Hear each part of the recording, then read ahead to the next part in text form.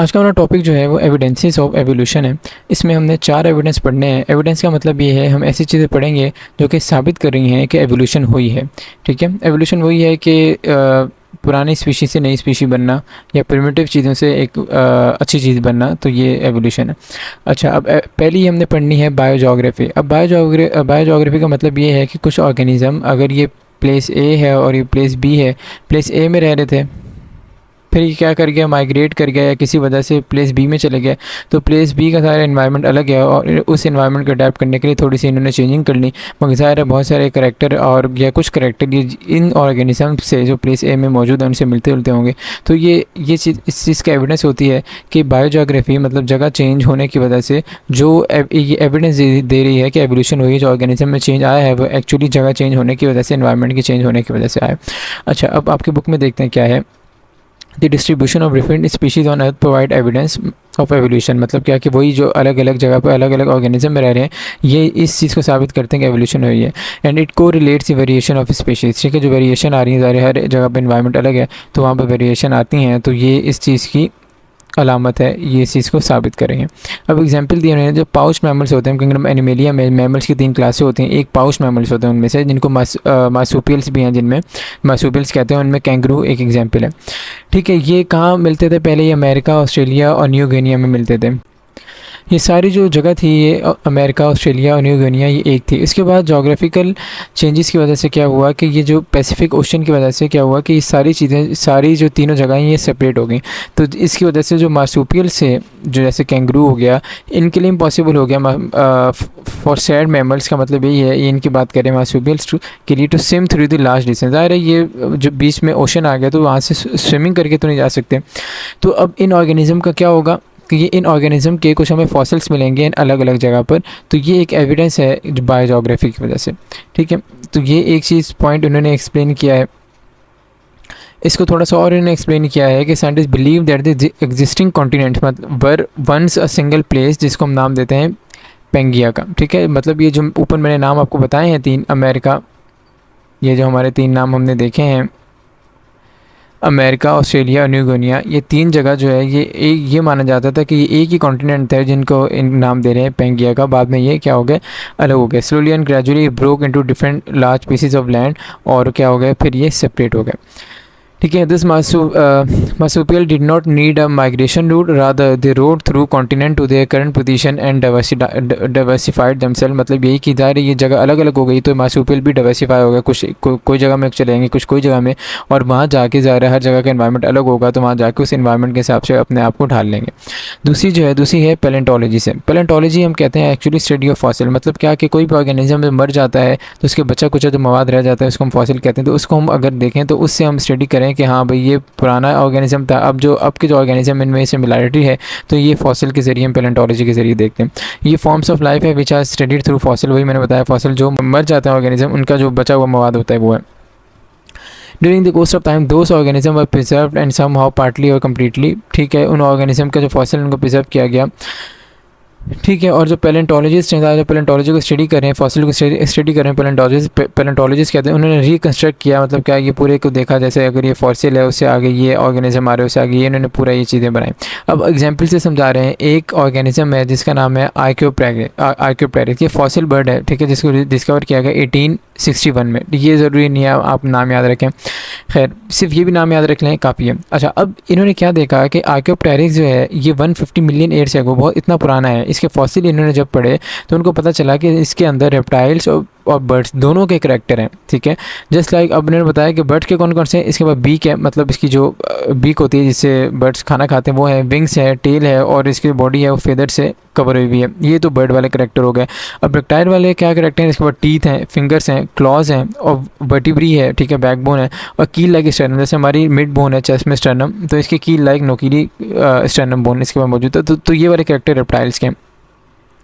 तो अब जो मिक्स करैक्टर्स होने की वजह से ये चीज़ इंडिकेट करती है कि that some of the ancestral reptile turn into early birds. ठीक है, जो रेप्टाइल्स हुए वो फिर किस में कन्वर्ट हो गए, बाद में बर्ड्स में कन्वर्ट हो गए। मगर ज़ाहिर है डायरेक्ट कन्वर्जन तो नहीं होगी, जो पहले आ रहे हैं वो उनके अंदर कुछ मिक्स करैक्टर होंगे, जैसे आर्क्योप्टेरिक्स पे ऐसा ऐसा वो बर्ड पूरे बन जाएंगे।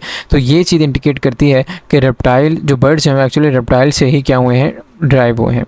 ठीक है। तो यही मेंशन है कि रेप्टाइल कम्प्लीटली बर्ड में कन्वर्ट हो गया। तो ये दूसरा एविडेंस हो गया। अच्छा, इसके बाद है एविडेंस ऑफ कंपैरेटिव एनाटॉमी, इसको होमोलॉगी भी कहते हैं। मेनली इसको होमोलॉगी से ही जाना जाता है। होमोलॉगी क्या कहलाता है? ऐसे ऑर्गन्स जिनका इंटरनल और एक्सटर्नल स्ट्रक्चर तो सेम हो, ठीक है, यही मेंशन है, organs with similar structure but different function, इनको हम नाम देते हैं होमोलॉगस ऑर्गन।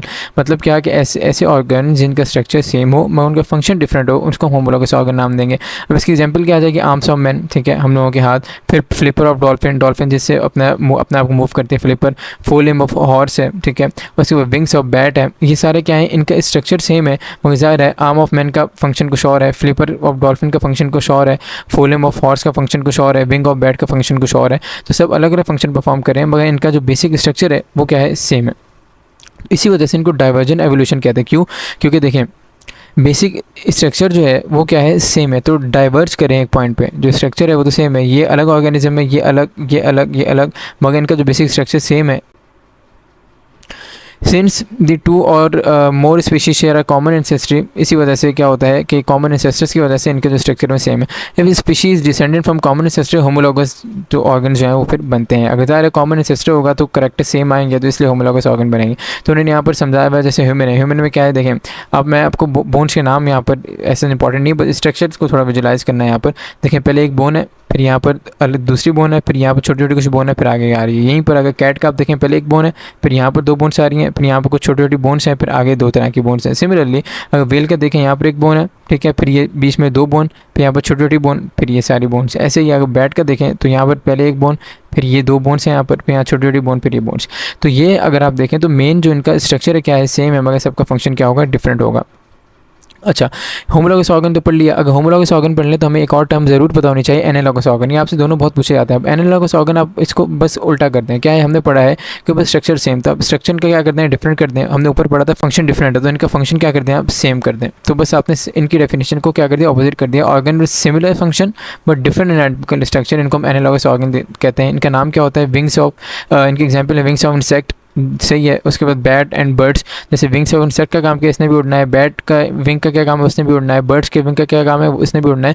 तो सब क्या है? सबका काम क्या है? फ्लाइंग है, मगर इनका जो स्ट्रक्चर है, एनाटॉमिकल स्ट्रक्चर, वो अलग है। इसको हम कन्वर्जेंट एवोल्यूशन कहते हैं। इसके बाद अगला है evidence of molecular biology. Molecular biology वही है, हम डीएनए का स्ट्रक्चर पढ़ेंगे, हम प्रोटीन का स्ट्रक्चर पढ़ेंगे, हम डिफरेंट ऑर्गेनिज्म में देखेंगे वो सिमिलर मिलता है। तो हमें सिमिलर क्यों मिलेगा? इसलिए मिलेगा क्योंकि जो इनके इंसेस्टर्स हैं सबके, जैसे ये एक ऑर्गेनिज्म है, इससे ही आगे सब डिराइव हुए हैं, तो उसके बाद डीएनए था, इसके बाद प्रोटीन थी, तो सब में जाएंगी। तो यही मेंशन है कि स्टडी ऑफ मॉलिक्यूल्स हैं और ऑर्गेनल्स और सेल्स के हम पढ़ते हैं, इसको हम मॉलिक्यूलर बायोलॉजी में ले आते हैं। ठीक है, तो हम जैसे मिसाल उन्होंने दी है, जेनेटिक कोड में भी कंसीडर्ड इन दिस के एज अ गुड एग्जांपल। जो जेनेटिक हमारे पास कोड होता है, जैसे आपको पता होता है कि 3 जो बेसिस होती हैं, जैसे आप समझ लें कि एडेनिन है, गोनिन है, साइटोसिन है, ये 3 मिलके एक चीज़ को कोड करी होंगी, तो जेनेटिक कोड कहलाएगा ये। तो जेनेटिक कोड्स कह लें, या आप डीएनए का भी नाम दे सकते हैं। ये क्या है एक्चुअली? ये हर ऑर्गेनिज्म में मिलता है, बस इतना, अगर आप इतना भी सिंपल याद रख लें तो भी इतना काफ़ी है। तो यहाँ पर ये मेंशन है translation between base triplets in DNA and amino acid in protein. ये क्या है? बेस ट्रिपलेट्स यही है, मैंने आपको ट्रिपलेट बताया, कोई 3 जो हमारे पास नाइट्रोजनस बेस मिल जाए तो क्या बना लेते हैं? किसी चीज़ को कोड करते हैं। तो अगर इन शॉर्ट आप डीएनए और अमीनो एसिड भी रख लें तो क्या है? Universal in all living organism, मतलब ये जो चीज़ें सब में मिलती हैं। अब आगे इन्होंने एग्जांपल दिया है कि मैसेंजर आरएनए को इन्होंने ऐसा मैसेंजर आरएनए जिसने हीमोग्लोबिन को बनाना है। आपको पता है कि डीएनए से बनता है मैसेंजर आरएनए, इसको कहते हैं ट्रांसक्रिप्शन। पे मैसेंजर आरएनए से आगे बनती है प्रोटीन, इसको कहते हैं ट्रांसलेशन।